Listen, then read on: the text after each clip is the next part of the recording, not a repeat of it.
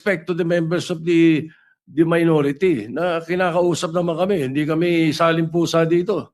Let me just point out, Mr. President, no one's robbing of anything because we're doing this on the basis of the Supreme Court decisions, Mr.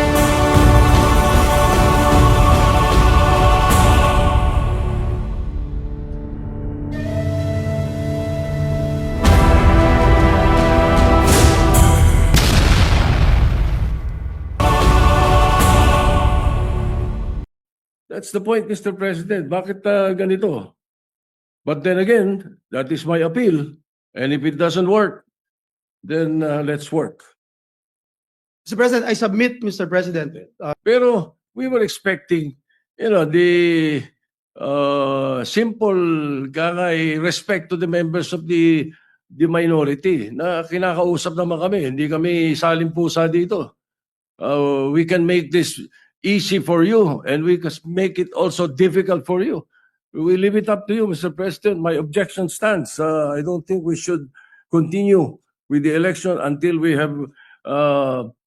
have discussed this properly, Mr. President. Mr. President, with the permission of the body, Mr. President, I move to elect the following as members of the Commission on Appointments. On the part of the majority, Senators Alan Cayetano, De La Rosa, Ejercito Estrada, Bongo, Marcoleta, Marcos, Tulfo, Villanueva, and Villar. So moved, Mr. President. What is the pleasure of the distinguished minority floor leader? May I know how many members of the majority that the majority leader is electing into the Commission on Appointments? The majority leader will please respond. Mr. President, we are electing 10 members of the majority in the Commission on Appointments, Mr. President. May I know why the computation is the majority members of the so-called majority are getting 10 members into the Commission on Appointments? Yes, The Mr. majority President. leader may reply. Mr. President, the computation is based on an 80-20 representation from the majority and the minority. 80% of 12 members would be equal to 9.6 members, which may be rounded out to 10 members. 20% of 12 members would equal to 2.4 members, which is rounded out to 2. If you look at the composition, Mr. President, right now of the Senate, we have 19 members in the majority. Over 24 is 0.79, Mr. President. 5 members of the minority, over 24 is 0.20. And if you multiply, Mr. President, 0.79 times 12 is 9.6, 0.20 times 12 is 2.4 members, Mr. President. May I know the basis of the percentages being mentioned by the majority leader, Mr. President? Because the last word I know is that the Supreme Court has decided that if there is controversy in the composition of the Commission on Appointments, it is very clear that the Senate must follow the party lines and the party representation. So if this body elects to follow the Supreme Court decision on the articles of impeachment, why can't they follow the decision of the Supreme Court when it comes to the computation of membership in the Commission on Appointments? So therefore, there is no such thing as 9.6, 9.5, 2.5, 2.4. It should be members of the NPC, 6. 3 of them should be in the CA. Members of the NP, Nationalista Party, is 2.5 or 5 of them. So therefore, 2.5, 2.5 should be in the Commission on Appointments. And then the rest are single members of each party. And therefore, they could talk to the other members so that their 0.5 can be a total of 1%, 1 for each representation. There are easily 11. Oh, no, the PDP PDP has 3 members. PDP Laban has 3 members, Senator Bongo and Senator De La Rosa and Senator Robin Padilla. So their representation in the CA should be 1.5. Right now, I'm already hearing Senator Bongo and Senator De La Rosa as members of the CA. What about the other members? What about their political parties? I think this should not be the case to be followed, Mr. President. That the whim of the majority or the whim of the numbers shall prevail. I don't think so. We What should is- follow the rule then, if that is the case. We have been discussing this with Senator Estrada. Senator Villanueva has tried to talk to me about it. What we're saying is that we could come up with a formula that will also jibe with the Supreme Court decision. If I may, So why all of a sudden coming up with something like this, and then coming up with so percentages that an economist could not even understand? Mr. President, if I may. Before recognizing the Honorable Zubiri, Chair would like to recognize first the Majority Floor Leader. Thank you very much, Mr. President. Mr. President, we put on record that we submit to the statements made by our minority leader that it should be based from the Supreme Court's decisions, Mr. President. May I quote, Mr. President, in Coseteng versus Mitra, the Supreme Court noted that the House membership was based on 80-20 representation. Almost the same, Mr. President, as what we mentioned earlier after rounding up the proportional representation of the LDP members comprising the majority during that time, Mr. President. Let me quote, Mr. President, the decision. The composition of the House membership in the Commission on Appointments was based on proportional representation of the political parties in the House. There are 160 members of the LDP in the House, and they represent 79% of the House membership. 80% of 12 members in the Commission on Appointments would equal 9.6 members, which may be rounded out to 10 from the LDP. Mr. President, noting, Mr. President, in the recent Congresses, membership in the CA has not been based on representation of political parties, but rather on proportional representation. And in this case, Mr. President, we computed, Mr. President, the members of the majority and the minority bloc in the Senate. Also, Mr. President, let me point out, in the same formula the Supreme Court cited in its decision, Gingona versus Gonzales, the practice of rounding off that has not been consistently followed in the 15th and the 19th Congress. Mr. President, in the same Supreme Court decision, the SC explicitly mentioned, it is also a fact accepted by all such parties that each of them is entitled to a fractional membership on the basis of the rule on proportional representation of each of the political parties or coalition, Mr. President. So, Mr. President, if the question is every senator would have a 0.5 fractional membership, the senator does not actually hold that 0.5 fractional membership, Mr. President. Ang may-ari po nito ay yung coalition. Ito pong sinasamahan niya na bloke. And that's why, Mr. President, if the question is whether or not a senator from the majority bloc, for instance, would give up his or her fractional membership to another party, it cannot be done, Mr. President, as the proportional allocation of seats belongs to, again, to the party, coalition, or bloc, and not the senators themselves. And the Supreme Court is very clear that a senator is not ipso facto entitled to a CA seat.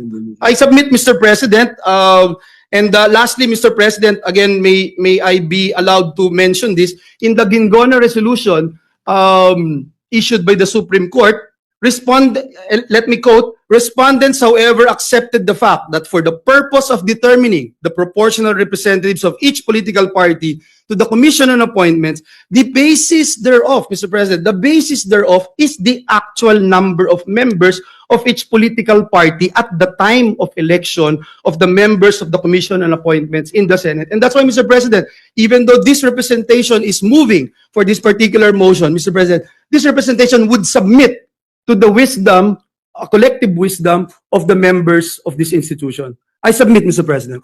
Senator Zubiri is recognized for his interjection. Thank you, Mr. President. Mr. President, with due respect to the majority leader, usually, if it's that political party that makes a decision for us on who will be heading this commission appointments, we usually look for partners. We've been doing that since 2007, Mr. President. I remember in 2016, my partner was Senator Richard Gordon. And he allowed me to take my seat in the CA actually for almost 2 terms or two congresses, which is the 6th, 17th, and 18th congresses. And may kahati po ako, kaya 0.5 kami. He could have taken the first 1.5 years and I could have taken the second 1.5 years. But what he did is he gave it to me, hindi na siya umupo sa kanyang position or karapatan bilang CA member. Kaya dito lumalabas, mga kababayan, no, sa ating Senate President, may ka-partner po tayo. So, that's why we computed it at 9.5 and 2.5. That's also the right of the minority to have the 0.5 seat. Kaya nga sabi ko nga, Mr. President, maybe if we cannot get ourselves from that deadlock that there's a 0.5 seat, but we must at least recognize that the minority has the 0.5 seat. I mean, schematics lang yan eh. 0.4 yung sa majority, 0.6. Pero sa totoo yan, 0.5 yan, kalahati-kalahati yan, Mr. President. Because we share our seat with another member. That's how it is. That's the tradition. I know Senator Jinggoy is familiar with that. The Senate President is familiar with that. We just look for partners. In the time when I was Senate President, Your Honor, the Senate President, I gave my share actually to the Senate President, to Senator Chis Escudero, so that he'll have a full membership of the CA. Kasi kalahati ko siya. Wala akong kahati dahil ako yung presiding officer ng CA. So yung punto ko po dyan, Mr. President, kawawa naman yung 0.5 seat ng minority. 0.5 na lang nga, tatanggalin nyo pa at ibibigay nyo pa sa iba. Papayag kami na may kahati po kami sa minority, sa majority. Yung minority sana, pabigyan na makaupo din. Whether it's the first half or the second half of the 20th Congress. But that would have been the more ideal situation, Mr. President. Na kung gusto nyo, ako pumapayag nga ako, mag-toss coin na lang. Para sa ganun, sinong uupo sa majority, sinong uupo sa minority, sa first half and second half. But really, hindi natin matanggal na meron talagang kahati kami doon sa posisyon na yan. Dati, nung panahon ni Senator, when I was Senate President, walang problema yung minority dahil dalawa lang po sila, Mr. President. So obviously, it was either Senator Coco or Senator Risa. Pero ito 5 po kami. So kung 5 po kami, that entitles us to about 2.5 seats in the CA. So yan lang pong apel na natin, that by tradition, we don't have any problem like this because naghahanap po tayo na kahati. Kung wala po tayong kahati, di toss coin na lang po yung kalahati. Sinong upo muna at sinong upo huli. Pero you cannot rob us from that 0.5 right of us to be able to sit in the Commission on Appointments. The remarks of the gentleman is noted. Mr. President. The minority leader is recognized. Thank you, Mr. President. We were expecting at least some kind of cooperation or acknowledgement of the members of the minority before the majority leader all of a sudden stands up. The members of the majority have been talking to us eh. Nakikipag-usap. Kanina lang kinausap kami ng President Pro Tem. Ngayon biglang titindig itong majority leader na biglang he will be ramming down our throats 10 members of the majority all of a sudden.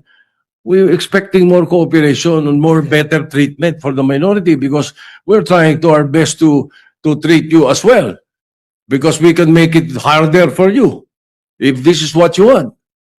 Kaya we were expecting, something better. Konting pakisamahan naman dito, it's been that way since before. Pero kung ganyan ang gagawin natin, kasi the other members of the majority should know that ano lang to it's a matter of party representation and if we do that, if we follow the party representation, simple 6 NPCs, 3 upo, they decide sino 3. 2 po ang 5 ang Nationalista Party, 2.5. So may bakanting 0.5. Yung PDP laban, 3. So 1.5. May isa at may bakanting 0.5. So pag pinagsama mo yun, 6 or 5. 6. And merong isang 0.5. And then there are 10 members who are either single members of the party or are independent. And in that case, 10 of them, 5 of them sits in the CA dapat. Yun ang dapat formula. Ganun lang kasimple dapat sana yung formula, Mr. President. Kung hindi naman, andun yung alternative formula which is majority-minority, okay. Pero we were expecting, the simple respect to the members of the minority na kinakausap naman kami. Hindi kami salimpusa dito. We can make this easy for you and we can make it also difficult for you. We leave it up to you, Mr. President. My objection stands. I don't think we should continue with the election until we have discussed this properly, Mr. President. Mr. President, if I may, Mr. Leader Fred. President, thank you, Mr. President. Mr. President, God is my witness. And we have been talking to the members of the minority. The minority leader even mentioned that we were talking to him, Mr. President, and the members of the minority. Senator Mig Zubiri, Senator Lauren Legarda is also aware of this for quite some time before the lull, Mr. President, during the order of business. Our Senate President Pro Temp again reiterated our request and our intention to actually move for this motion because, Mr. President, under the Constitution, the CA shall be constituted within 30 days after the Senate and the HOR shall have been organized with the election of the Senate President and the Speaker of the House. The Senate was organized, Mr. President, July 28. Therefore, Mr. President, the Commission on Appointments must be constituted not later than August 27. And that's next week, Mr. President, and we still have to issue notices, etc. Now, Mr. President, on the statements, and I sincerely respect our former Senate President, Mig Zubiri. Mr. President, let me just point out, Mr. President, no one's robbing of anything because we're doing this on the basis of the Supreme Court decisions, Mr. President. Mr. President, and if I may again, Mr. President, it is submitted, if the tradition, Mr. President, the concern here now, Mr. President, is can tradition on informal agreements between senators be cited in determining how many members from the majority and the minority blocks will be represented in the CA? Mr. President, again, this representation submits that we stick to the established mathematical formula and the use of Supreme Court decisions as guidance, Mr. President. Kaya po nagbigay sila ng desisyon so that we can be guided accordingly in determining the proportional representation in the CA. In the SC resolution, again, Mr. President, on Gingona versus Gonzales, the court said, no practice or tradition established by a mere tolerance can, without judicial acquiescence, ripen into a doctrine of practical construction of the fundamental law. In the same decision, Mr. President, in the Gingona resolution, it also states, who decides the question of proportionality, Mr. President? Who decides? The power to choose who among them will sit as members of the Commission on Appointments belong to the Senate, Mr. President. And that's why, Mr. President, even this representation who made that motion will submit to the decision of every member of the Senate. And furthermore, Mr. President, in the Coseteng versus Mitra, the Supreme Court again pointed out the other political parties or groups, and I quote, other political parties or groups in the House, such as petitioners, kaiba, which is presumably the member also with the coalition majority. Ang sabi po ng Supreme Court, are bound by the majority's choices. Mr. President, last but not the least, as much as we wanted to entertain the idea of coin tossing, Mr. President. My sister won in the mayoralty election in Bukawi by coin toss, Mr. President. But we have no precedents on this matter, Mr. President. And again, let me submit for the record that the Supreme Court provided us guidelines with all due respect to our colleagues, especially in the minority. Thank you, Mr. The President. minority leader is Yes, recognized. thank you, Mr. President. The Gingona versus Gonzales issue should be the prevailing not the Mitra or Cositeng versus Mitra, as mentioned earlier by the majority leader. The interpretation of Constitution Article 6, Section 1, Section 18 is very clear. Basis of proportional representation from political parties and party organizations. Ang linaw nun eh. Walang sinasabi itong majority and minority. Mr. President, if I may, I believe The the majority leader the is party organization is the minority and the majority. And I submit again, Mr. President, hindi po ako magmamagaling-galingan or magsasabing eksperto dito, but nais ko, Mr. President, na isubmit itong aking posisyon sa body, Mr. President, at maging sa mga kasama natin dito sa bulwagang ito, Mr. President. Mr. President, di mo pwedeng sabihin yung laman ng Constitution of parties, organizations, meaning majority and minority. That is a very poor interpretation, Mr. President. Ang linaw eh. The basis of proportional representation from the political parties and parties or organizations registered under the party list system represented therein. Hindi ko makikita yung majority-minority doon, Mr. President. So I think kung sa mga simple membership ng mga committee, nagkukonsulta, kinukonsulta members ng minority, kinukonsulta bawat member sila, bakit hindi sa napaka-importanting body like the Commission on Appointments? But hindi makakonsulta? The President pro temp was talking to us about it just a few minutes ago. That's the point, Mr. President. Bakit ganito? But then again, that is my appeal. And if it doesn't work, then let's work.